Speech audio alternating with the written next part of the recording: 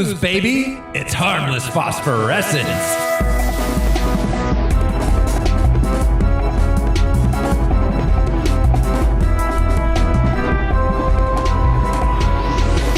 Hello, everyone. This is Exhausting Shitburger Throw Smiley. Who's joining me this week? I'm Josh CCA, and I'm the guy that's going to ruin your life.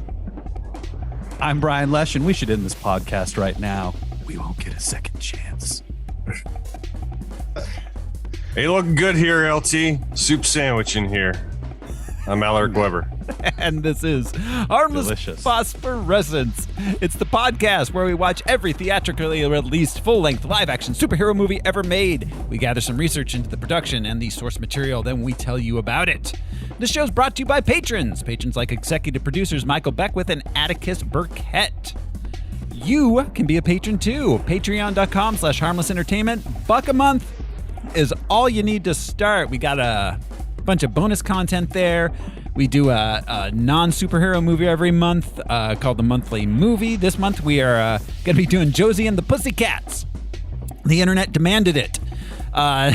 We've got if you subscribe to our Patreon, you get access to our OnlyFans.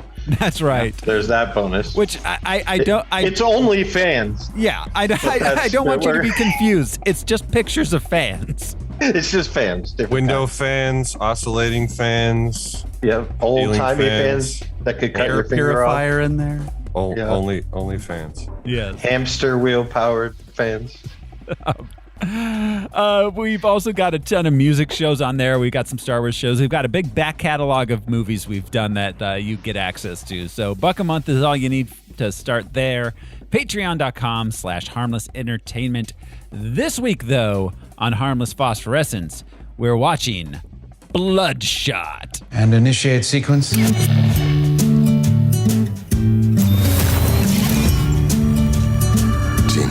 I'm home. Memories are made of this. What is this place? I'm sorry to be the one to tell you this, but you got yourself killed. At RST, we rebuild the most important assets in the U.S. military. Soldiers like yourself. You're the first who we've successfully managed to bring back, but improved, enhanced. With the technology in your veins, you have an army inside you that will not only make you stronger, it will heal you instantly. Holy shit. Now tell me, do you remember anything? Gina. Where are you going? I've got unfinished business. I'm gonna find the man who murdered my wife and kill him.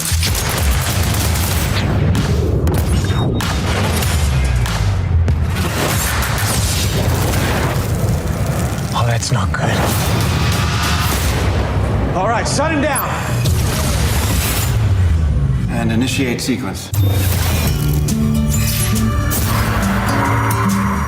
Okay, who is the next target for elimination? Memories are made of this. Tell me, do you remember anything? Do I know you guys? I don't think so. They've been manipulating you. What you think is real sometimes ain't. And initiate sequence.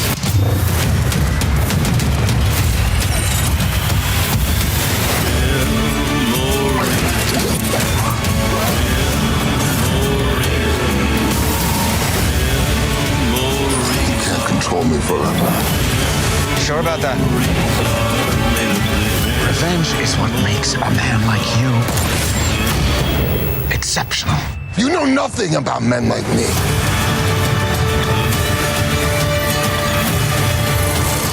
That is absolutely fantastic. I feel like I just heard this. Are they playing this on repeat? Bloodshot. Bits. The trailer was cool. That was almost like watching the entire movie from beginning to end. Right. They showed Guy Pearce saying that same line twice. Initiate sequence. Twice. It was released March 13th, 2020. Ouch. It had a running time of 109 minutes. It cost $45 million. and it made $37 million. I can't imagine why it didn't do well in the box office in March of 2020. I mean, to be fair, if COVID wasn't happening, it would have made more. Absolutely. Like the guys that like this movie would have loved this. Oh, yeah.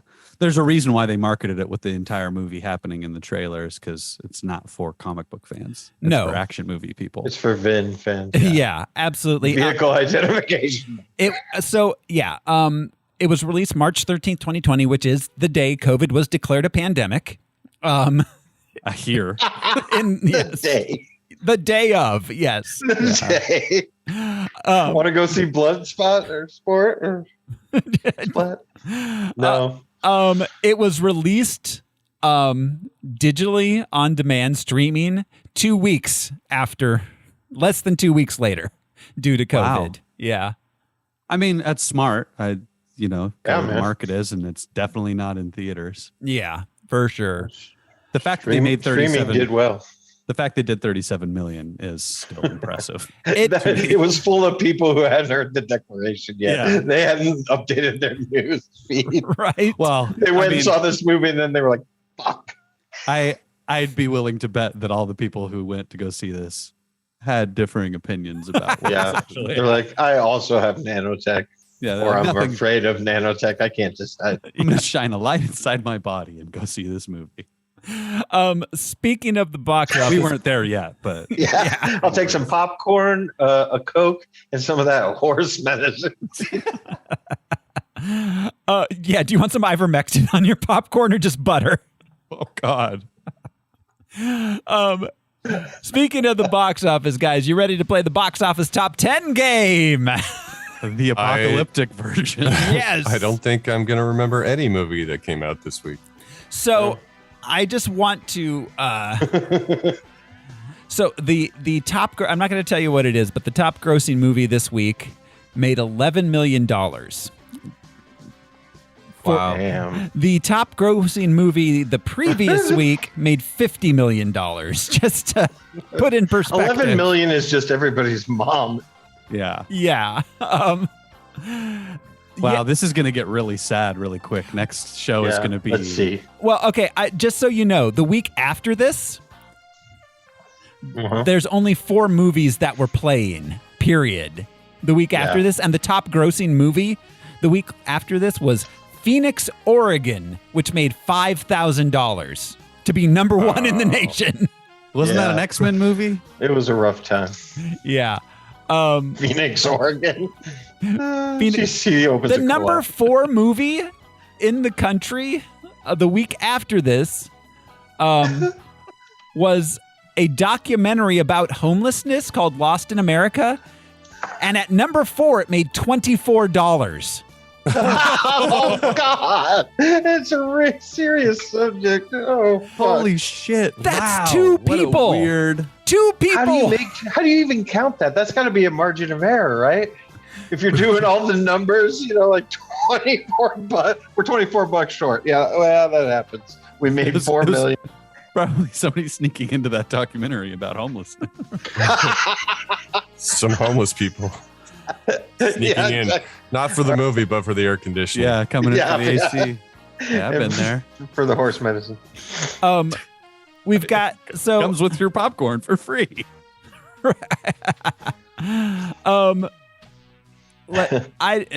So we've the top. Let's see, number 10 and number 9 are both movies that we talked about with Birds of Prey, Bad Boys for Life, and Emma. So I'm just gonna briefly. We'll play this with the 2 other top grossing movies that opened this week. Okay. At number 26 opening, March 13th, Friendship and Love between illegal immigrants struggling and facing challenges, showing us when it comes to the struggle of life, no border can divide human hearts and the love inside. Spoiler, this is not about the American illegal immigrants. It's a whole different country. I see.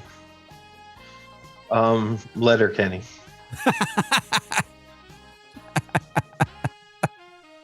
It was a fucking deer, eh? Well, there's great fishing in Quebec. A movie about immigrants. No one's heard of this. Not illegal.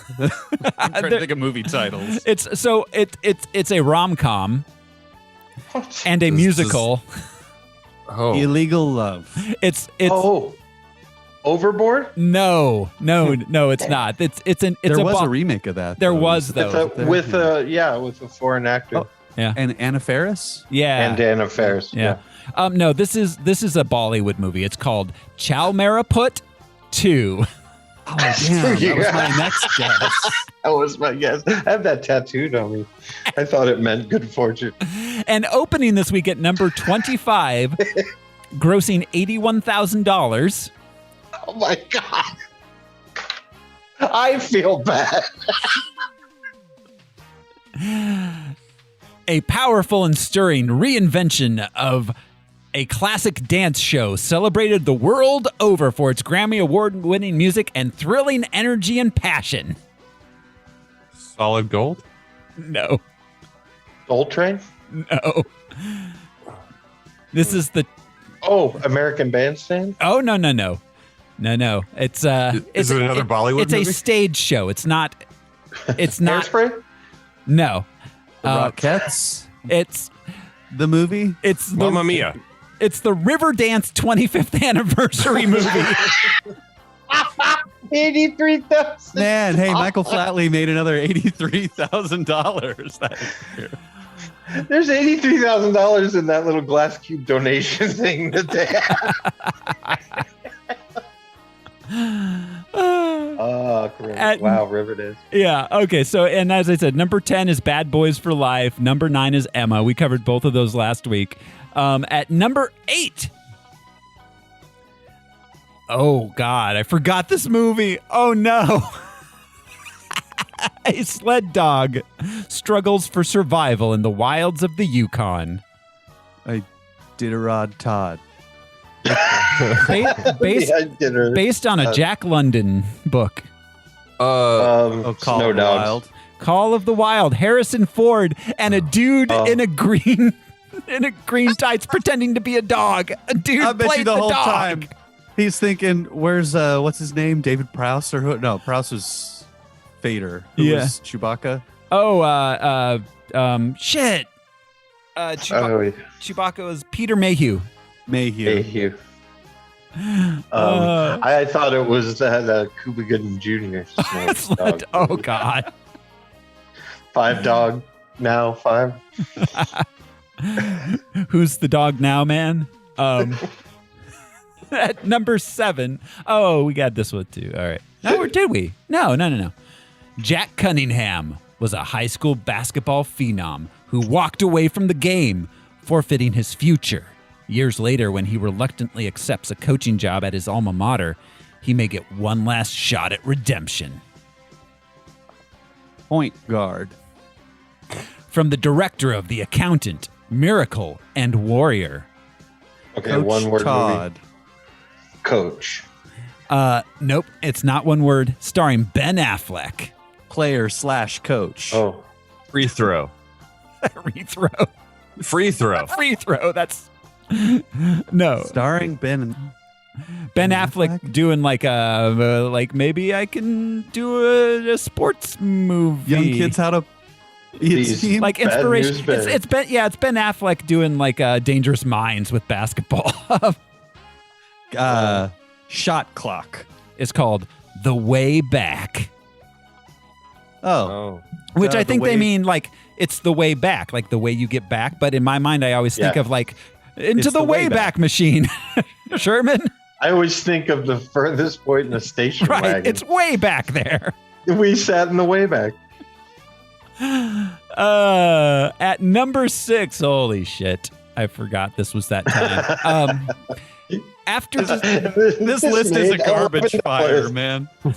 After discovering a strange creature, a small town police officer must help him defeat an evil genius who wants to do experiments on him. A small creature. A strange creature, a small strange creature.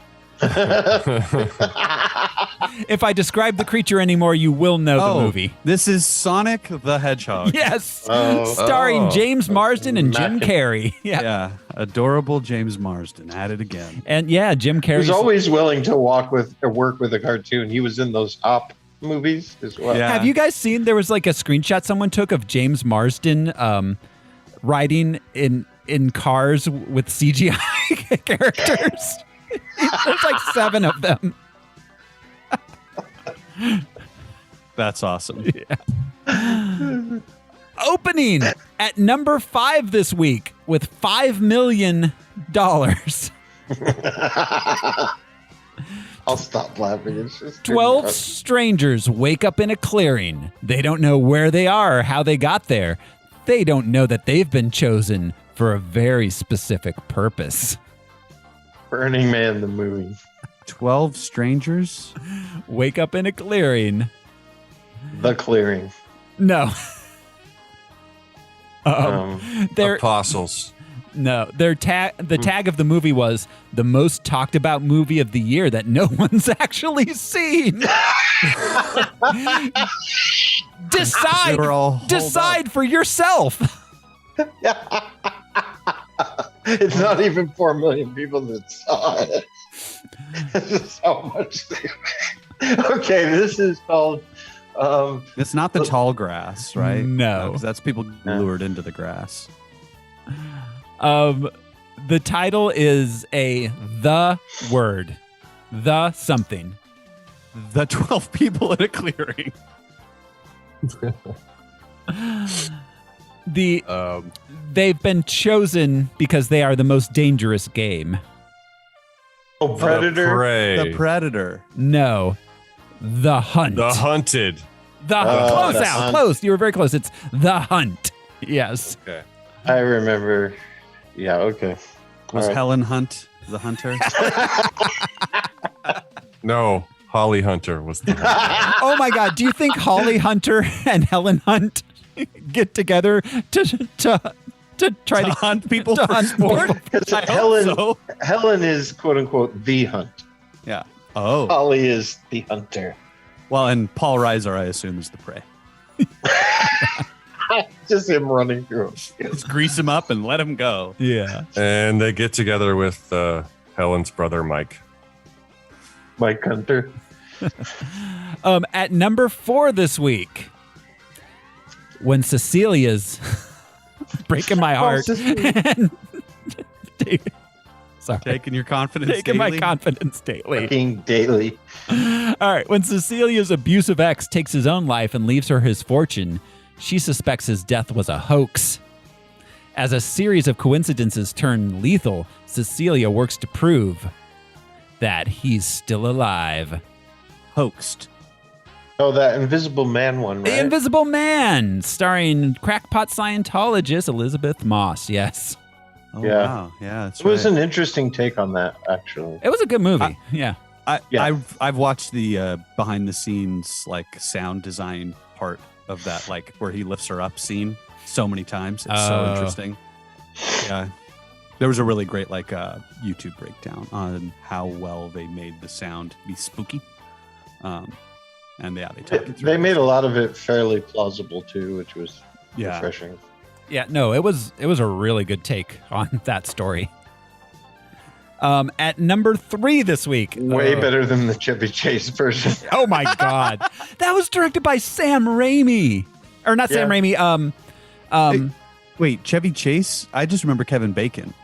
Oh, that was Hollow Man. That was Hollow Man. In the 80s, No. Chevy not Sam was Raimi. in a movie called Memoirs of an Invisible Man. Not Wes Craven. Not Wes. It was Carpenter. John Carpenter. That was directed by John Carpenter. Oh, yeah. Hollow Man was? No, Memoirs of an Invisible Man starring Chevy Chase. Wow. I'll have to check that out. It's Probably terrible. crazy. It's a terrible movie. Yeah, it's a piece of shit. It's awful. So apparently what happened is Chevy Chase, this was his pet project, and this was at a period where John Carpenter was not getting a lot of work. He'd had a couple big failures. So he came on for hire, and Chevy Chase would like show up on set and like be pissed off that he had to sit in makeup for 3 hours to make his face and teeth all blue, and so that he could be invisible. He executive produced it. It was his movie. And it was his idea. Yeah, but he'd get pissed off and like leave halfway through shooting and like wipe the blue off. He's like, you don't need this shit. Just use someone else. I'm invisible anyways. And like just leave the set.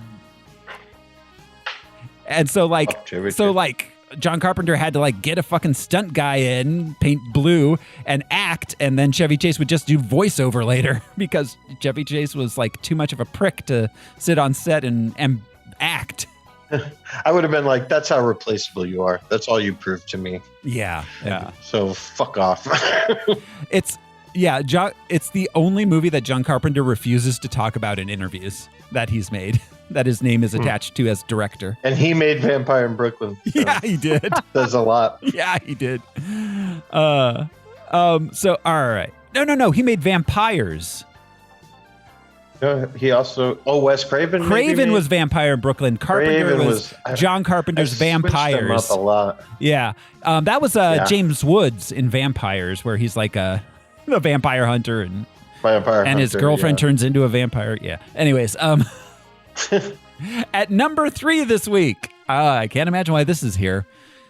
The true life story of Christian music star Jeremy Camp and his journey of love and loss that looks to prove there is always hope. I can't imagine. I bet the twist is Jesus. I mean, yeah, of course. I can't imagine how a inspirational Christian movie happened to make it into the top 10 when no one was in their right minds were going to theaters. How much did that make? That made $9,868,000. But they passed around the plate. Yeah. The Camp. It's Heart Song. No, it's one of those ones that's got like a really cheesy Christian like title, like God is real, like Jesus plays the keyboard. It's called I Still Believe. Yeah, good for you. Yeah. It's not a fucking news article. What a week. God, entertainment. Opening at number 2 this week. I'm just going to say the whole thing. Ray Garrison, a slain soldier, is reanimated with superpowers. Soup sandwich. Blood snot. Yeah. Blood, sweat, and tears. Spinning wheel.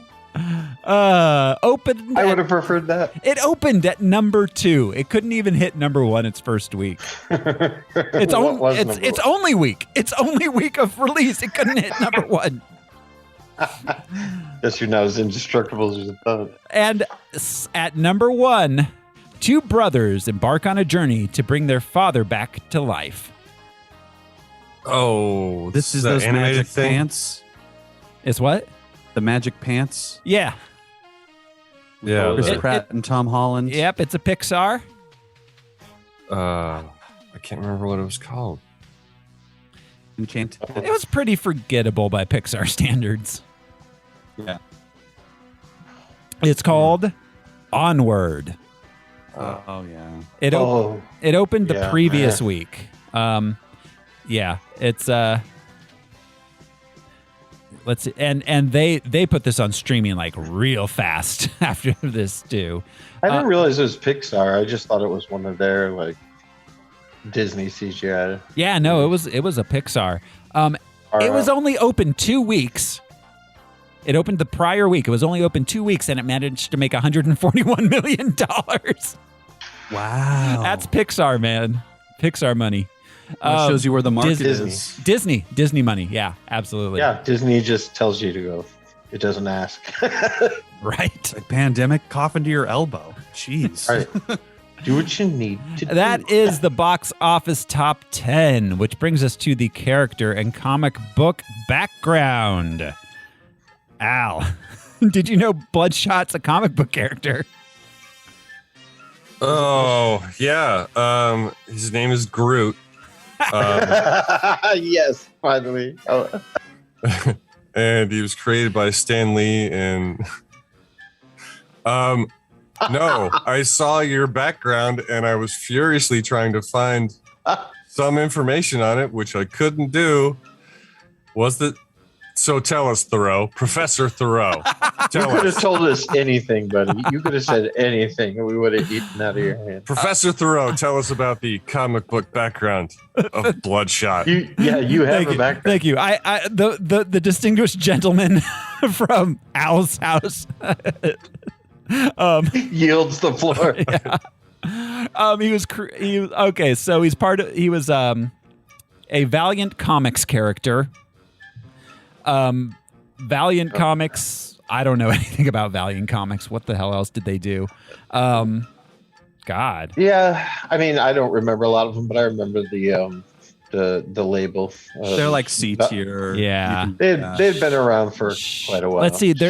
Bloodshot is their big marquee character. They also have Shadow Man, Exo Man of War, Rye, Archer and Armstrong, Gilad, the Eternal Warrior, Dr. Mirage.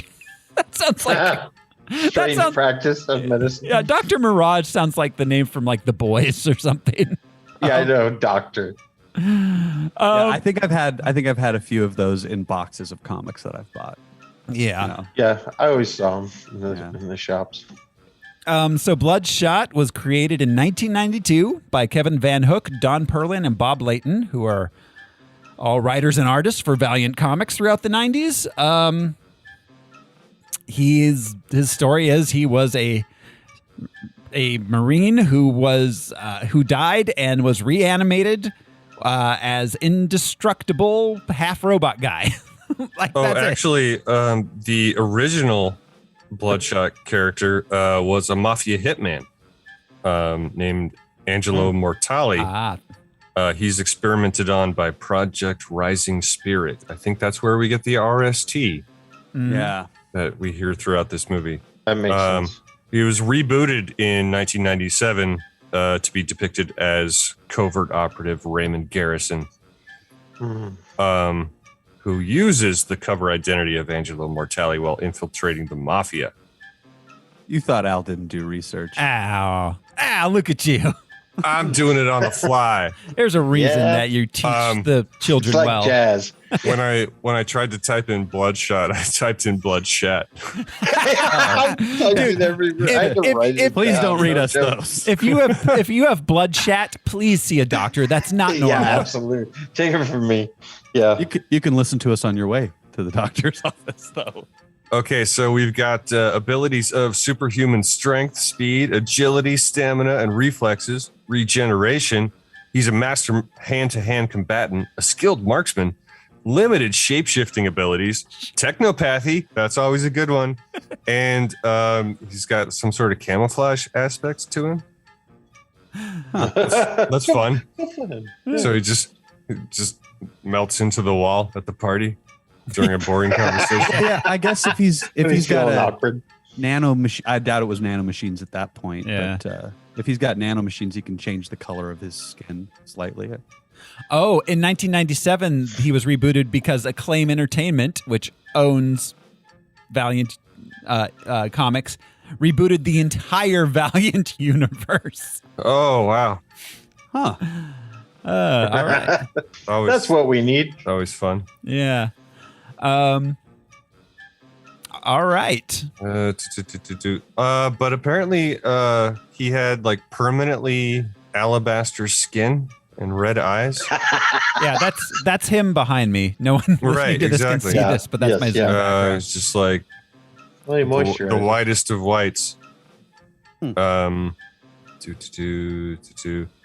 because blood. Yeah. Oh, he was rebooted again in 2012. Okay, what happened then? Rising Spirit program, Project Rising Spirit, PRS. It says they've been regularly creating different super soldiers since World War II, and they have a whole Bloodshot squad. Wow. Wow. At some point, there was a dog test subject named Bloodhound. Wait, what was the squad called? Was it called the Bloodshot Squad? Because that is the laziest. It was called Bloodshot Squad. Ever. Bloodshot Squad. It was Bloodshot Squad. Bloodshot and everyone stands up. And yeah, they were. Some of them were cyborgs.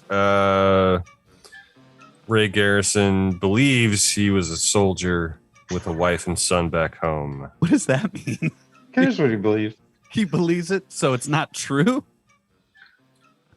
You don't have to tell us. Yeah. So yeah. Okay. So this is the second on-screen appearance of the character Bloodshot. No. Yes.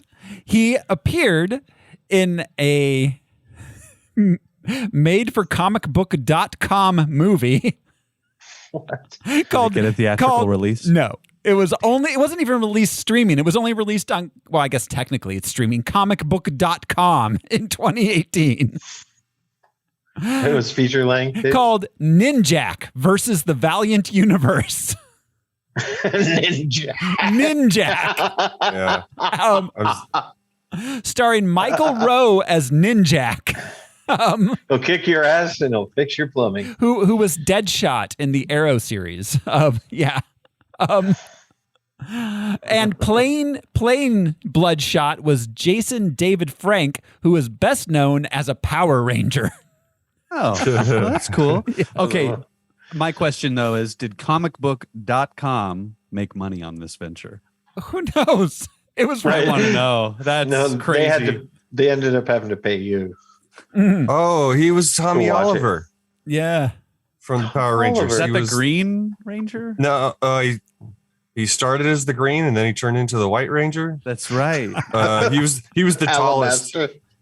Alabaster. He was the tallest Power Ranger in the movie that we watched. He had long hair, right? He- He was Yeah. that guy? Yeah.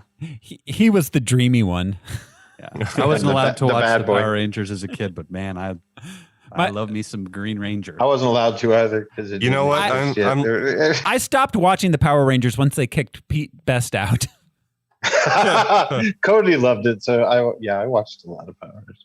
I'm looking at a picture of Jason David Frank, aka Tommy Oliver, from 2019 GalaxyCon, and he's still dreamy. Wow, I bet. Save that one. Do you think he still plays that little flute thing? Once a flautist. So, all right, that brings us to the production of the film. Okay. So, they, Columbia, aka Sony, it annoys me that Sony owns Columbia, but they insist on calling everything a Sony Pictures film. Like, it's Columbia, motherfuckers. Your studio's called Columbia. Right. It's over 100 years old. They're trying to sell they laptops do that to Paramount sometimes. and cameras. That's why they do it. Yeah, Sony has ulterior technology motives. apps. Yeah. PlayStations. Yeah. They're just selling electronics. Let's face it, PlayStations sell themselves. And plus the Columbia Pictures video game model did not go over well. So yeah, they bought the rights in 2015. I can't imagine they were expensive. Can't imagine they were At a yard sale? They announced a 5-picture deal to bring 5 different Valiant Comics superheroes to the big screen. That's fucking cool, heroes. dude. That's really cool. That's incredible. I thought you were going to say 4 of his. Because 5 of these movies have been. It's like Jason Bourne all over again. Oh Jesus! Oh, worse. But bringing so something much like that worse. to the screen is kind of neat. Like putting eyes on other comic properties. Yeah, I'm all about that. Trying to create a universe. Good for them. But what happens? Well, so yeah, originally Jared Leto was in negotiations to play Bloodshot. He really wanted to play in a movie where his blood did weird stuff. He really did. Of course he was. Oh. Yeah. David Esquire probably helped out on this one. But then that fell through, of course. Let's see. This was they gave the screenplay to Jeff Wadlow and Eric Heiserer. Jeff Wadlow. Let's see. He wrote Kick-Ass 2, the 2020 Fantasy Island movie. What? The 2007 Prey, which is not to be confused with the 2022 Prey. Yeah. Yeah. And the 2005, he wrote and directed 2005's Cry Wolf, which looks like a really bad slasher movie. Eric Heiserer, I guess that's how you pronounce his name. Let's see. He was a writer on the 2010 Nightmare on Elm Street reboot, Final Destination 5, The Thing reboot, which was not terrible. It was technically a prequel. No. Technically a prequel. Yeah. It was better than it had any right to be. It still wasn't. Agreed. Yeah, agreed. What's crazy about that movie is they filmed the whole thing with practical effects for the monsters, and then the studio afterwards made them put CGI over all of the practical effects. I know. It's so lame because the first one, those practical effects were terrifying. Yeah. That dog still is in my brain. Absolutely. David Heiser. Brian, you're muted. Didn't they have them change it because it was too scary? Yeah. Like it made people sick? Yeah, that was part of it. Yeah, they wanted to go for a PG-13 instead of an R. What a damn shame. Yeah. What a damn shame. David Heiser also was a writer on Arrival, the Denis Villeneuve film. Villeneuve. I didn't ever know how to say his name. Won Oscars, right? Yeah. Again, not terrible. Could have been better. But he didn't win an Oscar for writing, but that one did win some Oscars. Yeah. And he also wrote Bird Box. My favorite subscription, sir. Yeah. So, it was directed by parents just mail you dead birds. Yeah, each month. Each month you get a new dead bird. Well, hopefully it's alive, but mail. It's in a box. I mean, poke some holes in it. I know why the it's bird in the box is dead because it's in a box. It was directed by David F. Wilson. Wow. Let's see. Was also a director on a segment from Love, Death, and Robots, and did the visual effects for The Force Unleashed 2. Do you know which one he did from Love, Death, and Robots? I'm looking here. Let's see. Because some of those are incredible. Some of them are really good, yeah. He seems mostly to be a effects guy, and he did a lot of video game work. That's interesting, because this is like instead of being like John Wick is all the what are they called?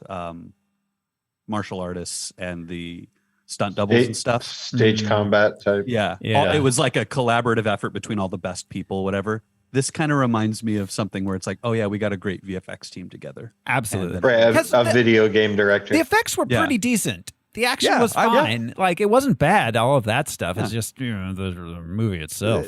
It's hard to make a movie with Vin Diesel as your only, like, compelling character. Well, a character you can't get behind. They don't really make you care about this. Yeah, I don't know. If this had been Chris Pratt, we would have loved this movie. I'm pretty sure. Okay, this is he directed Sonny's Edge, Love, Death, and Robots, which was about the underground fighting robot animals. I remember that one. I know which one you mean. Yeah. And of course stars Vin Diesel, who we have spoken about previously, because he was Groot. Still is Groot, as far as I know. Still is Groot. Oh yeah, we've talked about it before. He's Groot for the shorts. He'll be just came out. Yeah, but he records every line. They don't loop him. Single line. It's in his contract. It's in his contract. They can't loop him. Yeah. Not like they screwed the Roadrunner over back in the day. They paid me for one beep and they just looped it. They did it twice. They paid him for one beep. So Vin Diesel's a genius, or his agent is. Yeah, absolutely. We've got Isa Gonzalez as KT. She's been in a ton of stuff. Yeah, since this. She was just in Ambulance. The Michael Bay joint. Never mind. Just Ambulance. Yeah, was she in an ambulance or the movie? Yeah, in Ambulance. Right.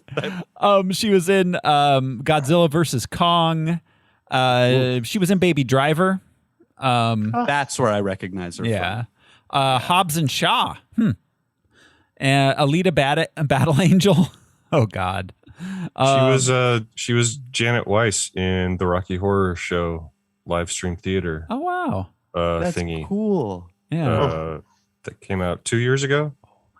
Huh. She got. I didn't know that. Oh my God. She got her start in Mexican television. Yeah. She was in. Her first show was Lola. Wait. Let me get the Spanish. Lola, Arrase un vez, which means Lola, Once Upon a Time, which was like a Nick sitcom, but for so Mexican. like a teen, like preteen iCarly kind of show, iCarly or Wizards of Waverly Place. Yeah. Right on. And then she moved from that into a telenovela called Mañana es para siempre, which translates to Tomorrow is Forever. Yeah. So Good for her. And Telenovelas good. are awesome. she did a few telenovelas. Yeah. Nice. Also, recently, she was in the From Dusk Till Dawn series as Santanico Pandemonium. Oh, yes. That was the what's her face? That's the same character that was in the actual Dusk from Dawn movie. That was played by Salma Hayek? Salma Hayek. Thank you. Yes. Salma Hayek's character. So, yeah, she was fine in this. She was totally fine. We've got Sam Heughan. Let's see. He played Jimmy Dalton. Legs. Yeah, Legs. Legs Dalton. And he call me Legs because I got to. And Because I have zero. Yeah. So it's like calling a fat guy slim. Is one of them deals. Yeah. Oh, yeah. Verbal irony. Yeah. Yeah. He knows how to use them. Sorry. Let's see. He started out. He's an Outlander. A show which I have never seen. He did a lot of TV throughout the 2000s. Not any good TV. Oh, he was in 2 episodes of Party Animals on the BBC America. Oof. Let's see. As far as films go, he was in The Spy Who Dumped Me, the Mila Kunis, Kate McKinnon movie. When Starlight Ends, which I've never heard of. Let's see. His most recent film has been SAS Red Notice, which is all right. Yeah, I don't know. Anyways, Toby Kebbell as Martin Axe. That's the first dude that wears the white puffy Doom, coat, right? From Fan Four Stick. Yes, Dr. Doom from Fan Four Stick. Yep. That's doing that creepy, dance, psycho dance that we just saw done much better. Ewan McGregor. Yeah. Oh yeah. That's absolutely fair. That's really fair. But I loved it. I thought they really had him. It adds to it. Otherwise, he walks in the room with a big white coat. If it wasn't for him, that was the single most interesting moment of the entire film for me. Right. You didn't know what was going to happen. As a dance performance in a movie, it was pretty impressive. Not to give him too much credit for dancing like a creep, but he was moving. Yeah. Tallulah Riley plays Gina. Gina Garrison. She's the first the wife, first host from Westworld. Yes, exactly. She's like the greeter. Yes, Angela. Yeah. Angela on Westworld. Yeah. Let's see. She got her start in BBC television. She was in some Poirot, Marple. She did some Doctor Who. Poirot. She did the 2005 Pride and Prejudice. She was in Inception. Okay. Oh, yeah. Or was she? She was also an Asgardian nurse in Thor: The Dark World. Huh. Who So- wasn't in that That's movie, where though? I don't know her from. Yeah. Lamorne Morris as Wiggins, Skip. a.k.a. Pass. Yeah. A.k.a. Winston from New Girl. With that accent. With though. that fucking accent. I was like, Winston. The entire time I thought I just kept seeing him as Winston doing an accent because that's the kind of thing the character did on New Girl. Reminded me of, what was that, The Italian Job? Oh. Where, who was that? Baby Lord, War Machine. Cheadle? Don Cheadle has Yeah. a British accent. Yeah. Obviously, Lamorne Morris is probably best known from The New Girl. He was also in Barbershop, The Next Cut. Jumanji, The Next Level. Any other Next movies? No, those are the only two. It's disappointing. Oh, he was in Game Night. That's a good movie. The Jason Bateman, Rachel McAdams one. Oh, yeah. That was cute. Looks like he's going to be in an upcoming episode of Fargo. Nice. Yeah. Great show. Yeah. Oh, oh no.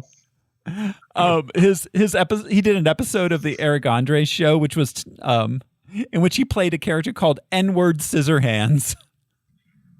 And I'm sure Hannibal was. Wow. That's whack. Right. Okay. Guy Pearce as Dr. Emil Harding. We spoke about Guy Pearce on this show when he was in Iron Man 3. Iron Man 3. Yeah, when he was playing this exact same character. Yeah, exactly. Exactly. We may see him again. Exact same. If we ever get through the Alien series. He plays Peter Wayland himself from Wayland-Yutani fame. And those YouTube shorts were so cool with him. Another exact replica of this character. Yeah. He's doing that and Killian. Did he die in Iron Man? Yes. Because I know Justin Hammer's coming back. He gets blown up Yeah. by Pepper because she has the ability to do that. But it's extremis. He could come back. Well, she's Gwyneth Paltrow. I think she could do that in real life, right? Her pH is balanced. Let me just tell Those you that. chakras are aligned. Yeah, man. Her BMs are award-winning. Let's see. Playing Nick Barris, Johannes Hakor Johansson. He's Icelandic. So my apologies to Iceland for butchering that name. Fuck them, they're melting. Johansson, I'm sure it's Johansson. Okay. Johansson. Yeah. He's best known for playing Lemon Cloak on Game of Thrones. I don't remember Lemon Cloak, but that's what Wikipedia tells me. He was also in Atomic. When life gives you lemons, Yeah. make a cloak. He was in Atomic Blonde, Alpha. I don't remember that movie. He was in the Eurovision movie, the Will Ferrell That's Eurovision movie. Ya Ding Dong. That's where I recognize him from. Have you guys seen that movie? No, not yet. Oh, he is always yelling at Will Ferrell, play Ya Ya Ding Dong. And then they play Ya Ya Ding Dong, which is like a Norwegian folk song. And it's the funniest shit because it happens throughout the entire movie. That's where I recognized him from. Sorry. I love that movie. This Bloodshot was originally supposed to be released on February 21st, 2020, but they pushed it back, which in retrospect was not a great idea. They probably had to finish VFX or something. Probably, yeah. It moved to streaming on March 18th. Who was the IT guy? Did you talk about him? The IT guy for Killian. That's whatever his name is. Siddharth. Robot Hand. Siddharth Dhananjay. Let me see. His Siddharth Dhananjay. His Wikipedia says, his IMDb says he is known for Bloodshot, as well as a movie called Patty Cakes, which came out in 2017. And series Patty Cakes? Patty Cakes. And a Prime streaming show called Undone, which I am unfamiliar with. Oh, I watched that. That's where I recognize him from. That's a rotoscope show. Oh, that show. Okay. And the gal who played Alita Battle Angel. Yes, it's an incredible psychological thing. I kept meaning to watch that, but never got around to it. There's a second season, and that's where I'm at with the second season. Okay. Yeah. March 18th, they announced it would go to streaming on March 24th, which it did. Integrity. Well, and now you can't find it anymore. Yeah, exactly. For free, anyway. Yeah. You think they're trying to figure out another way to make money off this movie still, besides selling it to a streaming service? It was #1 video on demand for 2 weeks after it was released. So they did make more money off it than the 37. So they probably came pretty close to recouping it because all of that video on demand movie, they don't have to split with the theaters. Yeah, that goes directly to the production and distribution. Yeah. Mm-hmm. So do you have that that dollar amount? Sorry to belabor that, but it'd be really interesting to see the first movie to get hit by direct to streaming as a thing. Let me see. I don't think it's going to tell me here. Because that's hard to track. There's no Nielsen. It was a $20 video on demand movie though. Wow. And it was #1, so I'm sure it made. Oh, here we go. No, I got it. It made. Nope. No. It's not the dollar amount. It's just the amount for streaming. So the top. Oh, it was just a pile of rags. Yeah. the top 10 streaming movies for the week it was released was #1. #2 was Jumanji: The Next Level. Then Knives Out, The Greatest Showman, Bombshell, Onward, Midway, Uncut Gems, Star Wars: The Rise of Skywalker, and Frozen 2. That's our top 10 streaming the week of COVID. That's a lot to compete with. The second week of COVID. This movie made $296 in Lithuania box office. Yes. Nothing's going to keep us down. Die-hard Vin Diesel fans in Lithuania. I bet. I bet he's huge in Eastern Europe. We're just, Fuck yeah, he is. That's all we got. We spent too much time on the. Yeah, we really did. So. I think. Yeah, go ahead. I'm sorry. That was in Lithuania. It was $296 opening weekend. All right. Oh wait, that was the only weekend. It's the first and only movie Lithuania. That's probably one showing. Probably, yeah. Let's see. On Rotten Tomatoes, it has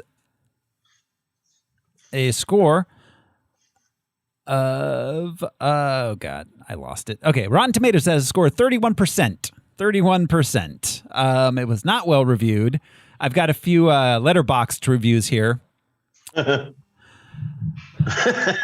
Uncle Isaac writes, "Fucking awful. Some of the worst writing I've ever seen. The jokes seem like they're actively trying to get you to walk into oncoming traffic with how cliche it all is. The pacing is so bad it took me 2 days to muster up the courage to finish this abomination of a movie. Vin Diesel is this movie's worst decision. His goofy-ass voice is this movie's saving grace. It's so fucking funny listening to him say anything. He's a bad actor. 5 stars." Oh my god, there was a punchline. I did not see that coming. 5 stars. Why did he finish it? He's like, it took me this long. Austin David writes, only one word, gangsta. 5 stars. Sure. Okay. Yeah. Same as the guy who hated it. Jackson Fulcher writes, I can't believe I risked my life getting coronavirus for this piece of shit. Half a star. That was posted March. Based. That was posted March 12th, 2020. I can't believe, so self-aware. I love it. I love that guy. And he who pew pew writes. No, say it again. Yeah, you got this throw. Hugh pew pew writes. He who pew pew. Hugh pew pew writes. It's like a riddle. Okay, what did you Sorry to flex, but they're shooting this right outside of our hotel in Montreal, and I saw Vin Diesel's shiny bald head shining bright in the sun. 5 stars. August 2019. No opinion given. 5 stars.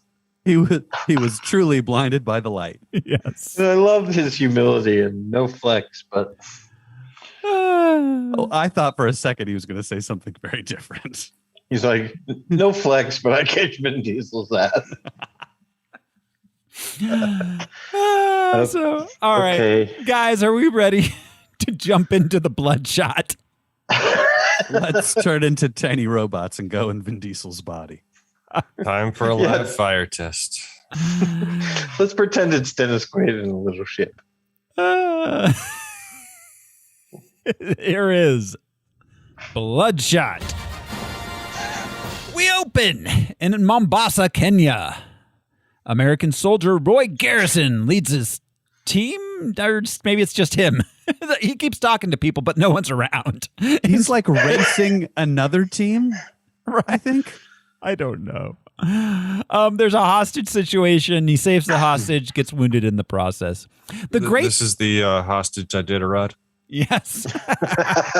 He had to swim through it. The great thing about this movie was that there's so little plot that it was like 20 minutes to do all of the notes, because it's like that was a 10-minute scene. That was one sentence. Yeah. Yeah. We cut to them arriving back at their base in Italy, I guess. He is disobeying orders. That's right. That was a plot point. They told him not to breach. He was like, breaching now. Yep. He's a loose cannon. Yeah. Well, he did it for his family. Yeah. Oh, and when he gets back, he said, look at that. That's why we do it, guys. For the nookie. So you can take this cookie. Yeah, they were the weirdest special forces team. It was and none of those dudes were in his mission. What was he doing the whole time he was getting the hostage? You think they were watching him? They were like cheering him on. Yeah. Yeah. Go. Go, Ray, go. Mr. Galson. So yeah, he meets his wife Gina on the tarmac. They reunite with kissing. Then they decide to go to some sort of farmer's market in the Mediterranean coast in an Italian village. He doesn't need to debrief or chill out. He's like, no. I murder and I farmer's market. Go in speaking. Yeah, he's like, ooh, look at that. Handmade towels. I shot a guy in the head last night. This candle is vanilla scented. I just can't believe him doing any of this because it's Vin Diesel. No. They should have just cast some nondescript military-looking dude who's built like a cannonball. Vin Diesel does not walk through a farmer's market on the Mediterranean dock. Yeah. Is this Corning glass? Are these cucumbers organic? Like, yeah, you're standing in a farm, dummy. Yeah. So then they head to the hotel where they have sex with a lot of candles. An unsafe number of candles for Vin Diesel to be thrashing around. Sorry. They have sex near a lot of candles. Yeah. Not with. Yes. Not with or on. Don't kink shame them out. Yeah. That's an unsafe number of candles for Vin Diesel to be thrashing around on a bed near.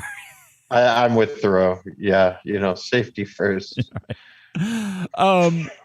So Gina tells him that she don't like him going off and doing military stuff. She wishes he'd stay home, and he always comes home. And the fact that this is all scripted by Guy Pearce doesn't make it any less cliched.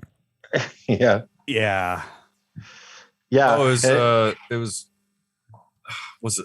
was it scripted by Guy Pearce or the IT guy? It might have thought it was the IT guy. Okay, yeah, maybe it was the IT drags guy. on him for checking all the boxes. That's right. Yeah. But still, another weird instance of, we're having this conversation right now for the first time. Right. Well, and also though, like, they like to hang a lampshade on a lot of like the cliche action movie trope stuff, but they still do them all. They still do it. Like, just because you call it out doesn't mean you're not doing it. It felt this. You know what this movie feels like? This is an American Bollywood movie. Yeah, like unforgiving. It's celebrating the famous star. None of the plot makes any sense. Some fight scenes. Yeah. It's ultimately very heroic movie ends. It feels like an early 2000s action movie. It doesn't feel like something that came out in 2020. Or maybe it does, and I just don't watch these movies anymore. Could be. Yeah. Okay. Yeah. So, anyways, the next morning he wakes up. She's gone to get breakfast. He goes into the bathroom to wash. He just stares into the mirror and runs the water. He doesn't actually do anything. So I don't know. The man is as slick as a dolphin. He's shaving. You can throw him down a slip and slide. He'd never stop. He's like Neo when he came out of the pod. When he came out of the Matrix. He's still covered in that pink film too. Like, I got to shave. No, you don't ever. Oh God. So then he gets attacked by some guys. They tranquilize him. He wakes up in a meat locker. A guy ruins the talking heads for him forever.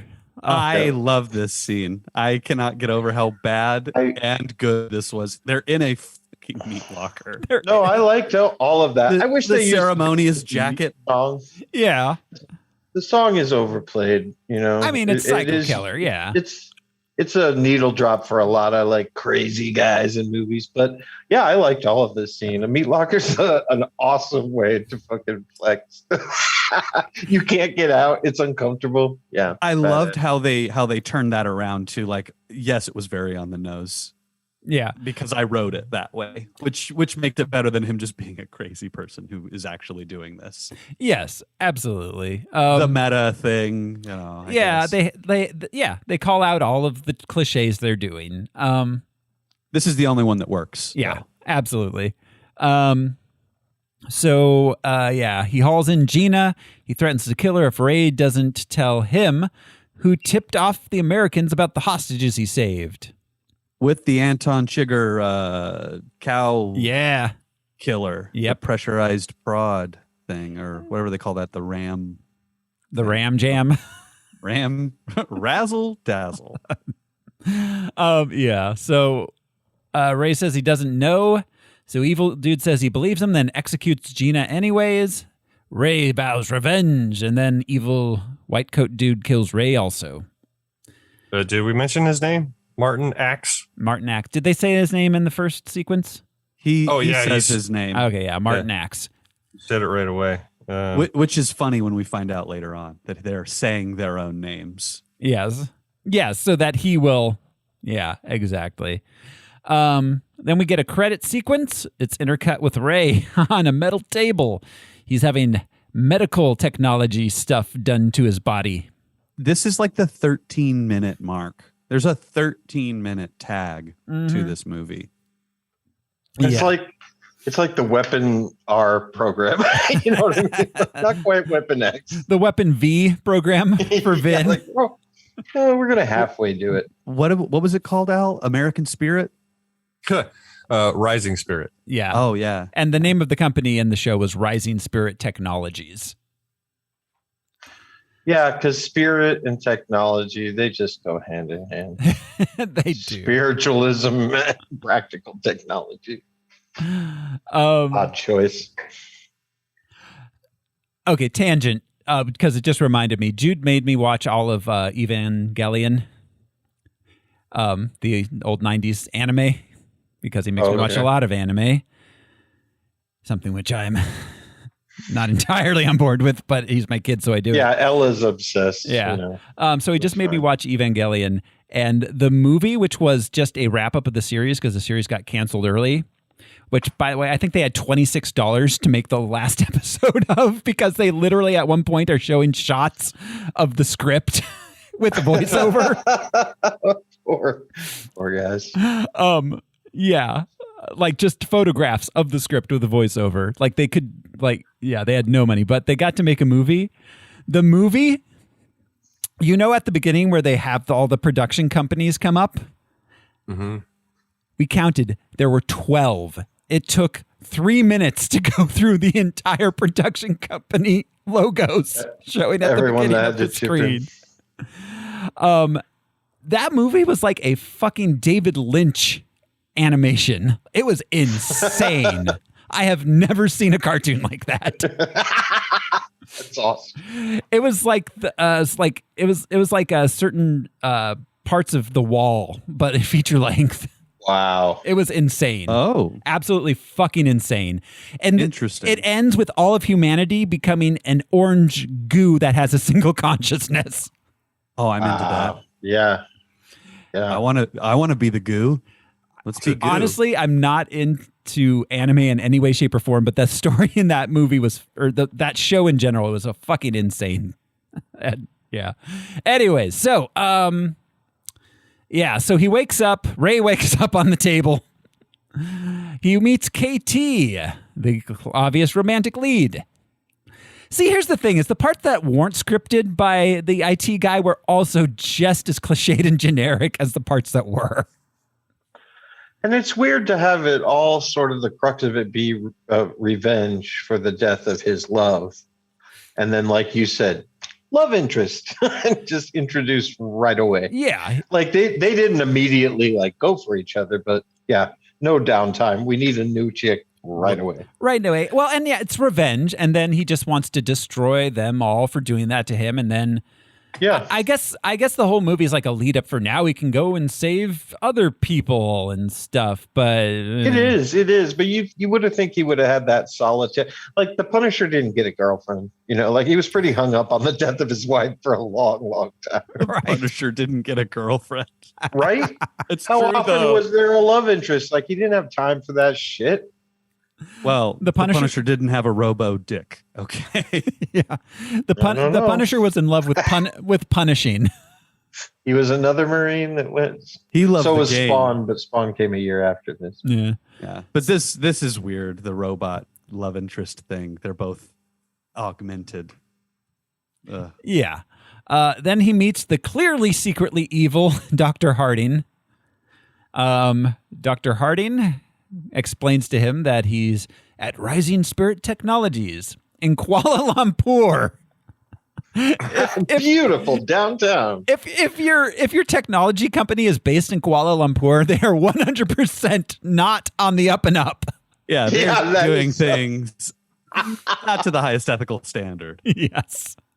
Why are all my checks through the island of St. George or St. Bill? Yeah. They do cybernetic enhancements for disabled U.S. military personnel, raise the first successful subject of the Bloodshot program. Yeah, that's a branding problem right off the bat. Yes.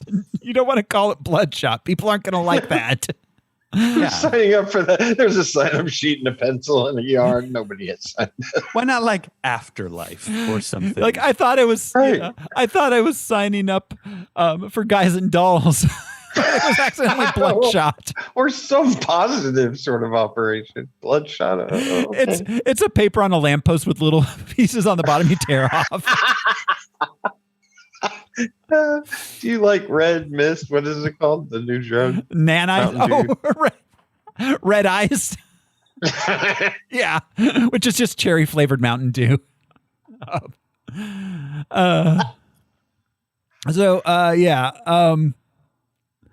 Anyways, so he's, let's see, they heal him through injecting nanites.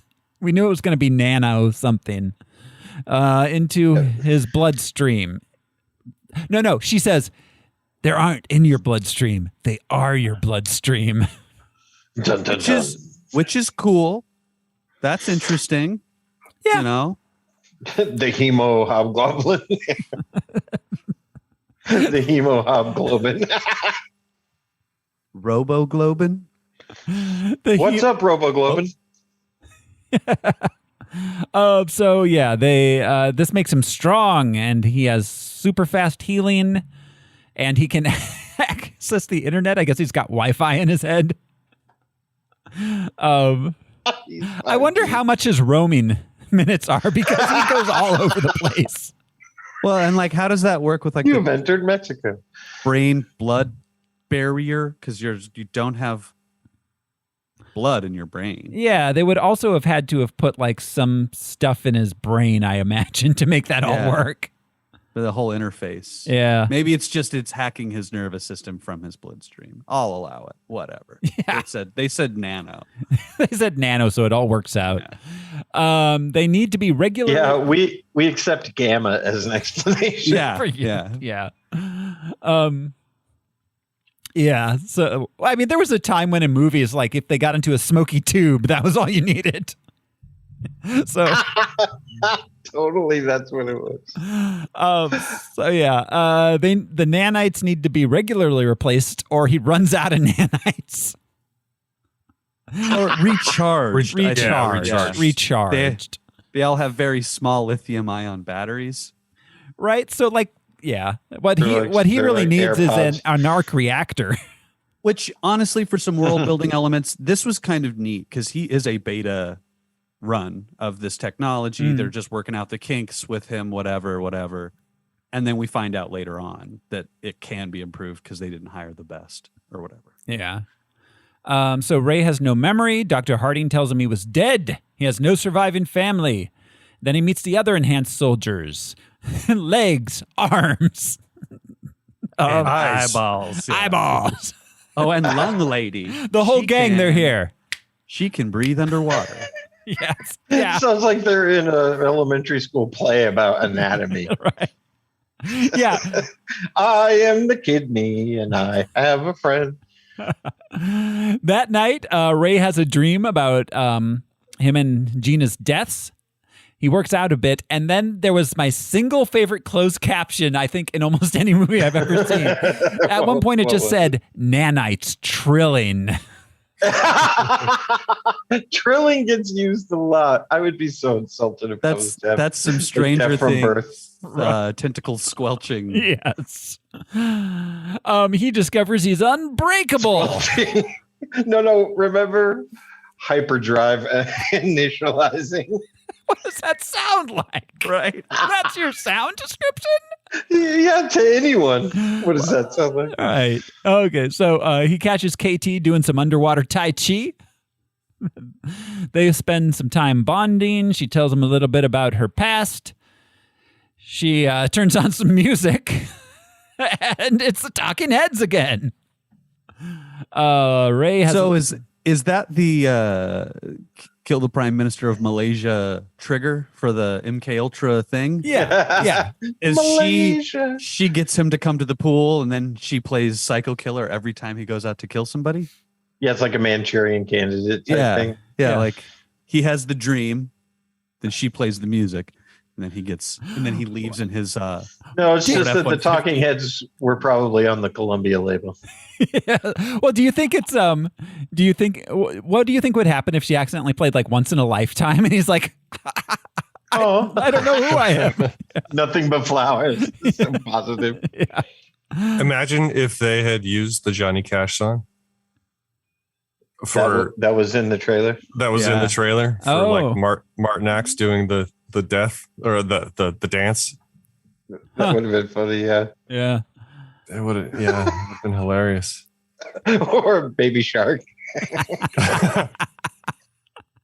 The Macarena. Just any. He's like, it's not over for me. I'll decide. He just starts doing what's the thing where the kids did it back and forth? What was that called? The electric slide? No, the arms. What was it? Oh, the floss? Flossing. He starts flossing. Still can't do it. So I realized he put this face on all these different people. Each one of these people danced like that.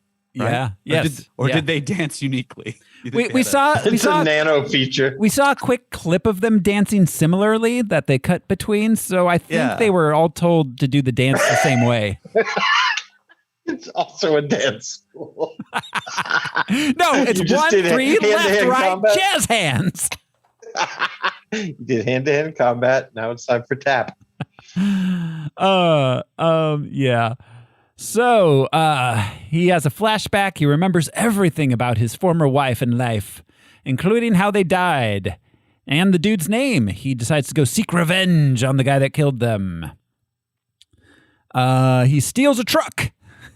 And using the nanites and RST servers, he hacks into databases and tracks down Martinax to Budapest. He finds him in a tunnel going through with a convoy of cars and bodyguards. Did he drive from Kuala Lumpur to Budapest? Oh, no, he stole the plane. He took the jet stream, yeah. That's right. I stole the plane, yes. Yeah, he has nanos, but he still has to play commercial. And he uploads the whole thing. It's like he's like Neo, or it's just like I know how to fly a plane. Reading the manual. It's not ridiculous. No, it's fine. Not in this universe. It's fine. Yeah. So yeah, he Axe calls another dude, the Icelandic dude, who also seems aware of who Ray is on the party line. Yeah. Oh, yeah, and then Ray kills Martin Axe. Ray meets up with his fellow soldiers. He's feeling tired. The little feller's all tuckered out. They're going to take him back to the base. He's getting too old for these nanos. His nanite level is getting low. They take him back. What if they accidentally filled him with nanas? Just a bunch of grandmas. They're nanites. Nanites. It's nanotechnology. She's making you a grilled cheese and soup. Yeah. Ray falls asleep on the table, and we discover his whole backstory is an implanted memory. He has done this many times before. Harding replaces Ray's memories with a new scenario of how Gina died. This time, instead of Axe doing the dance, it's Nick Barris. KT says she doesn't like these shenanigans. It's mean. And Harding says that he'll kill her and deactivate her enhancements if she doesn't continue to go along. Doesn't he turn her lungs off? Yeah. Yes, he does. At some point. She does, later. But just that question. Doesn't he turn her lungs off? Yeah, so Ray wakes up. They do the whole thing over again. Ray goes after Barris, this time in jolly old England, mate, which is the same accent that Winston from The New Girl was doing. I was so confused when this happened, because this is the first time, right, where it completely resets. Yeah. And it's like this stutter of them resetting. I was like, what the? Rewound at 30 seconds. I guess I wasn't paying close enough attention. Yeah, you were paying the appropriate I'd amount. read the description first, so I kind of knew what was happening. I sometimes do that with movies I don't want to watch too close. I was going to say, I did watch it. I kind of watched it on a higher speed and Wikipedia the synopsis. Yeah. I don't do that often. It's that kind of movie. I mean, it's... Yeah, I could follow. Yeah. So, yeah. Barris is ready for him. He seems aware of who Ray is and tries to convince him that RST is evil. From my point of view, the Jedi are evil. IBM is evil. It's all perspective. Yeah. Ray does kill him, but immediately afterwards, Wilfred Wiggins. Oh, Wilfred Wiggins, who's a programmer working for Barris, activates an EMP bomb that incapacitates Ray and severs his internet link with RST. Ray wakes up in Wiggins' dungeon? Office? I don't know. Lab? Yeah, lab. I want to say I love it. I love seeing EMPs go off in movies, like when at night when the whole city shuts down. Mm-hmm. It's kind of a cool. It was kind of a cool shot. Yeah. Oh, Yeah, it's a fun effect, especially if it's a rolling blackout. And like the rest of this movie, it's full of tropes, VFX tropes, and action movie tropes. That's definitely one of them. Yeah. Well, and I mean that's the thing. It's like they did like they call out the tropes, but they continue to use them in the non-implanted memory scenes. So right, got it. But again, as we said before, if it wasn't COVID, this would have done pretty well with its audience. Yeah, I would have done fine. Absolutely. Also, I loved that the one programmer said EMP and then starts to say an electromagnetic pulse, and Harding's like, I know what an EMP is, like because we all do. Yeah, by now. Yeah. We do. It's all when know. they do that. No, it's one of those things that throughout the 90s and 2000s, they would do that exact thing and say the words. But yeah.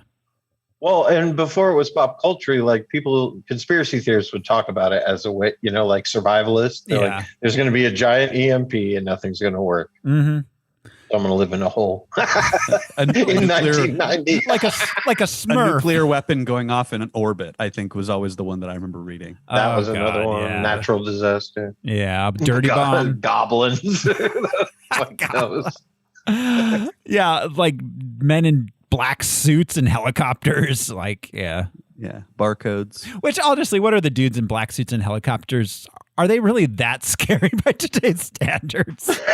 They can find your holes. They found Saddam. Yeah. They're just feds. I don't know. That any measures taken will stop the government. That's an adorable thought.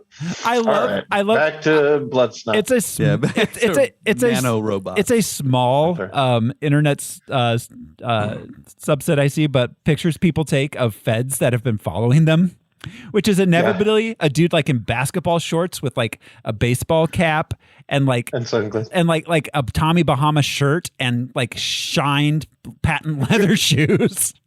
Yeah, they look like an MCU character trying to blend. Yeah, 100%. I love the gang stalking people. It's like, you think 5 people are fucking with you?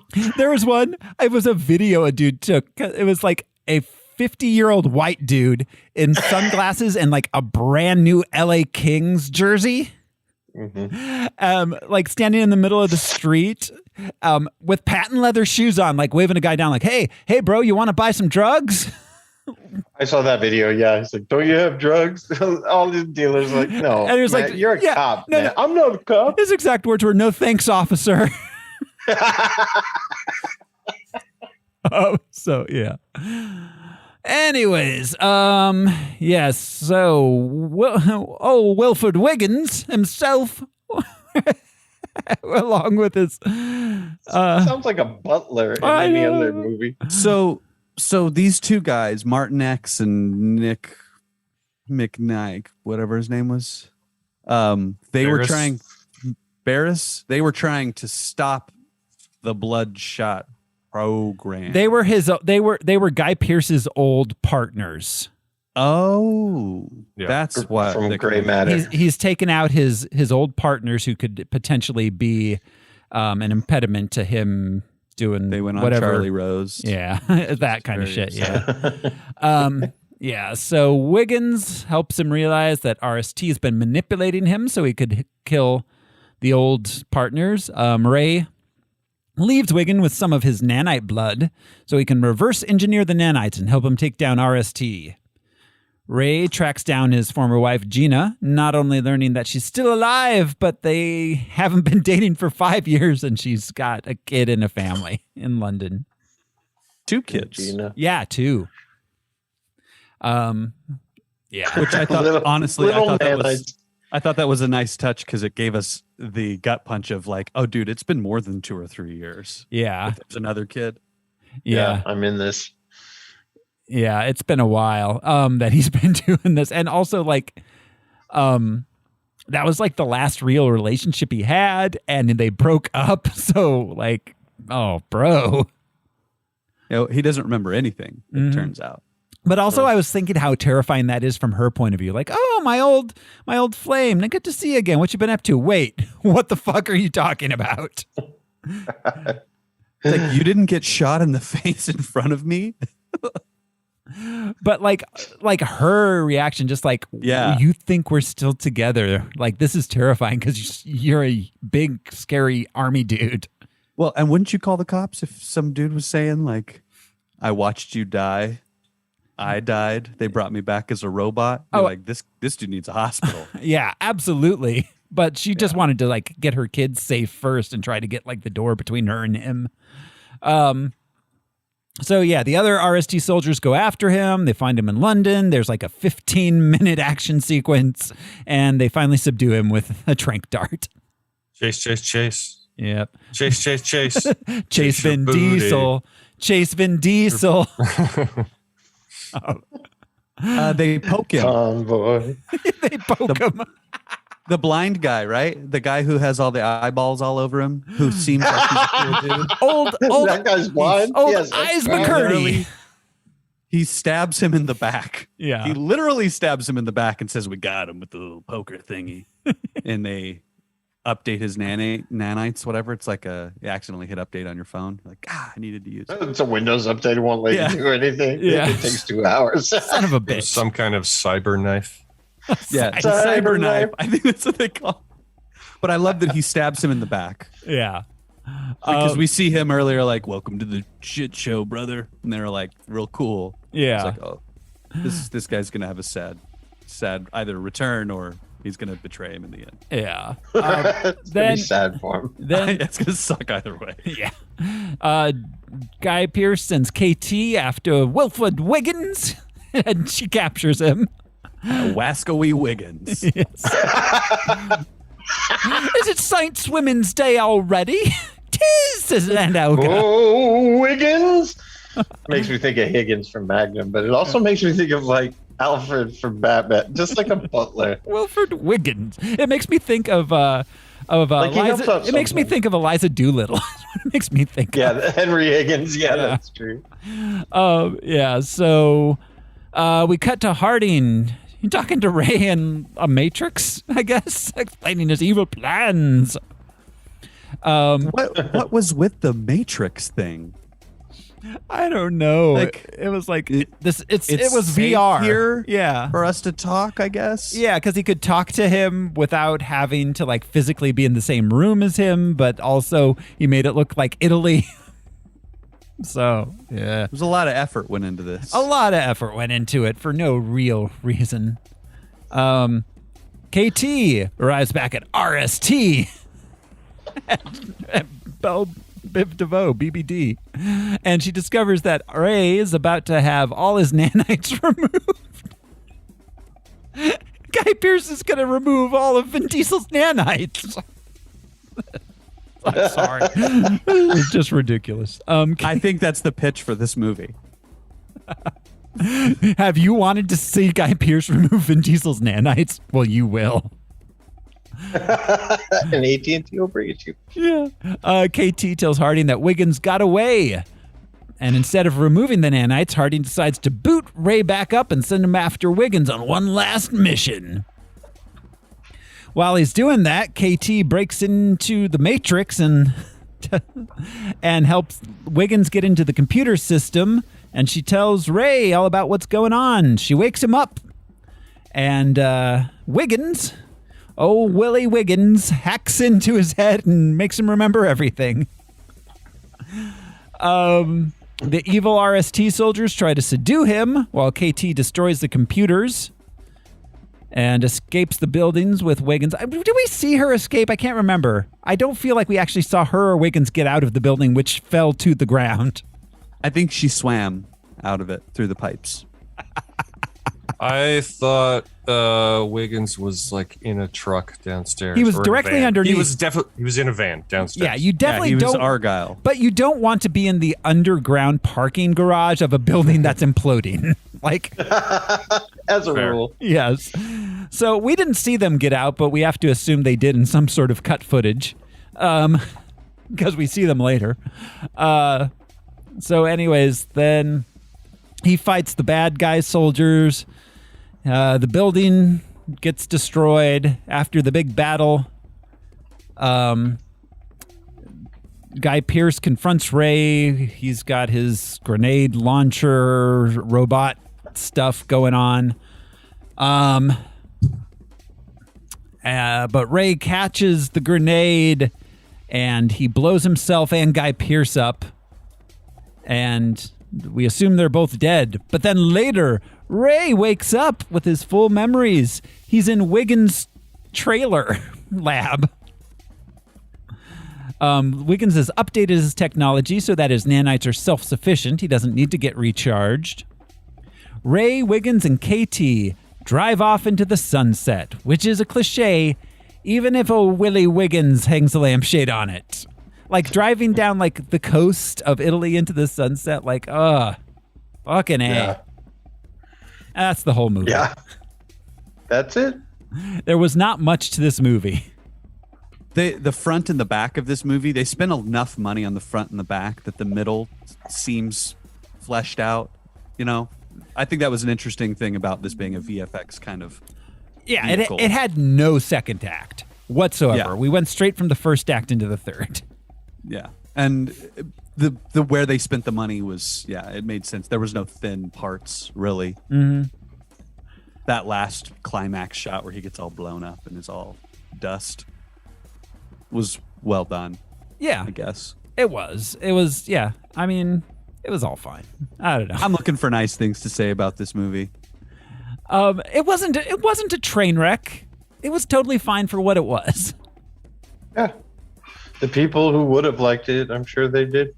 Yeah, absolutely. It was cromulent. It was. My mom would have loved it, but she loves everything Vin Diesel is in. She had a crush on old Vin. Yeah, he has fans. He does. He does. Serious fans too. He's got a very devoted fandom. I wanted to announce something. I thought the end would be better. I'm sad to say here, Harmless Phosphorescence, that Corn Week is over. Oh, Corn is having too much of a moment right now. There's the kid at the state fair. There's the truck that dropped all that corn. I'm seeing corn memes. I'm seeing people with corn hashtags. They robbed us. We're officially corn has officially saturated the public consciousness. It has. It's no longer weird and special. So we'll get back to you soon about what week it is. But it is not currently corn. Perhaps. Not currently corn week. Yeah. Perhaps zucchini. Who knows? Hats on for not Corn Week. That's right. Put your hats back on. It doesn't have to be vegetable related, but we'll come up with something. But preferably vegetable related. Preferably. Yeah, I'm thinking bok choy week would be a nice change of pace. not kale. No, fuck kale. Yeah. I don't know. You guys have any final thoughts or unanswered questions? I don't know. It's corn. No, not about that. No one answered questions, and it doesn't relate to anything. It needs to go pretty low on the list. Yeah, I agree. Let's go ahead. Let's check out the list here. I'm gonna keep going down. Let's see. Power Rangers, Justice League, X-Men Last Stand. I don't know. It's Jumper and Push. It kind of reminds me of those. Yeah. What do I mean? I don't know. Aquaman, we have at 100. Was this better than Aquaman? I don't know. I do like that Momoa. Yeah. He's at least charming. This is just Vin Diesel. Okay, Punisher Warzone I really kind of liked. I feel like we might have Punisher Warzone too low, actually, but... Yeah, that was the one where they were in the Bahamas, right? No. That was Punisher 04. Punisher Warzone was the one with Jigsaw. Jane? Was his name Jigsaw? Was the it was Steve? Oh yeah, with the what's his and name? he was like John Travolta. No, not John Travolta. Not that one. It was God John damn. Travolta was the Bahamas one. Punisher Warzone was the one where they had Jigsaw and he was like dancing through the streets. It was like really bloody. What's that guy's name?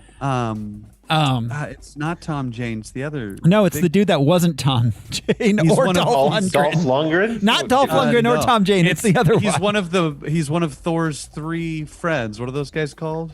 Oh, The Warriors. Warriors 3. Warriors 3. He's the big one. Yeah, I can't remember.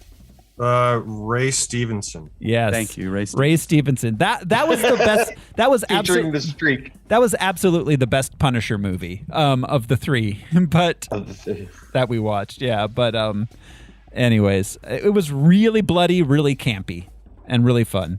But Howard I don't know, Crow City of Angels. This feels like Crow City of Angels to me. Or Hulk. Yeah. Hulk, yeah. Yeah. Daredevil. Honestly, the Teenage Mutant Ninja Turtles movies, Toxie 2. Is this better than Toxie 2? I mean, I didn't enjoy it better than Toxie 2. Yeah, I'll say that.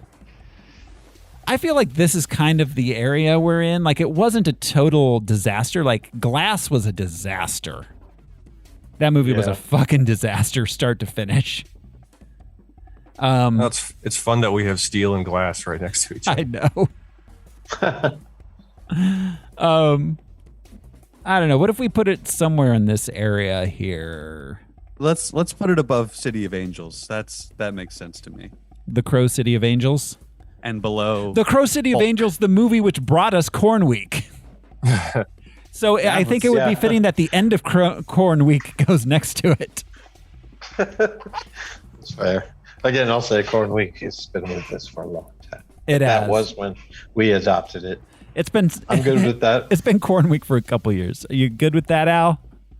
Yeah. All right. What is this movie called? Bloodshot. Bloodshot. Blood clot? Blood. I was thinking bright blood, burn shot. Like, I don't know. Goes at number 106 on our list out of 147 movies. Which brings us to next week. Next week on Harmless Phosphorescence, we are watching The New Mutants. The very, very last movie set in the X-Men universe. I kind of like it. Let's see if I still do. I only saw it once. I liked it. It was trapped in development hell for a long time, too. They began making it in like 2015. It took 5 years. It was going to be a show at one point as well. Yeah. Yeah. So that'll, that's next week on Harmless Phosphorescence. That's smack dab in the middle of COVID. I can't believe they actually put it in a theater in August 2020. They tried to sneak it I saw past it on people. HBO. Yeah. Jesus Christ. So that's next week. Until then, this is your host, Throw Smiley. I've got to go. I'm beginning to question what my body can and can't do. I'm Josh Cece, and I'll see you at the next Meat Locker dance party. I'm Brian Lesh, and my story's all in the same.